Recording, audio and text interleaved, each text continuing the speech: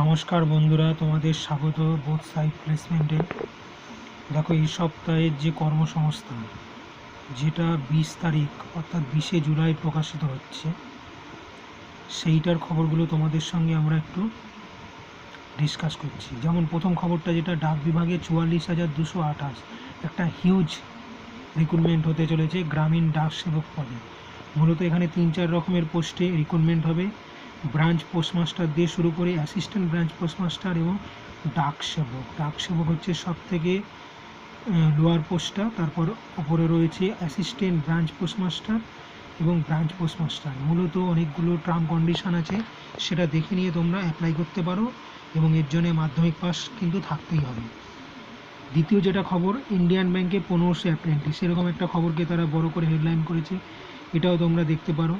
পাশাপাশি প্রতিরক্ষা সংস্থায় 734 চার্জম্যান, এরকম একটা খবরকেও বড় করে হেডিং করা হয়েছে। তার মধ্যে যেমন ফায়ারম্যান আছে, কুক আছে, মাল্টিটাস্কিং স্টাফ রয়েছে, ইঞ্জিন ড্রাইভার রয়েছে, পেস্ট কন্ট্রোল ওয়ার্কার রয়েছে, চার্জম্যান রয়েছে। এটা ডিটেলস দেখে নিয়ে তোমরা অ্যাপ্লাই করো।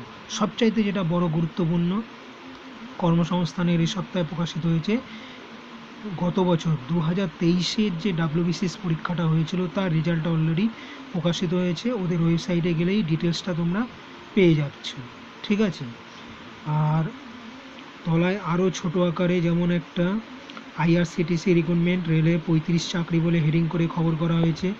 পাশাপাশি আর একটা কেন্দ্রীয় স্বরাষ্ট্র মন্ত্রকের অধীন 51 টেটসম্যান, এরকম একটা খবরকেও তারা বড় করে হেডিং করেছে। তা মূলত খবর বলতে এই সপ্তাহে এরকমই। তোমরা লাইক করো, চ্যানেলটা সাবস্ক্রাইব করো এবং মতামত জানাও। ধন্যবাদ, নমস্কার, থ্যাংক ইউ।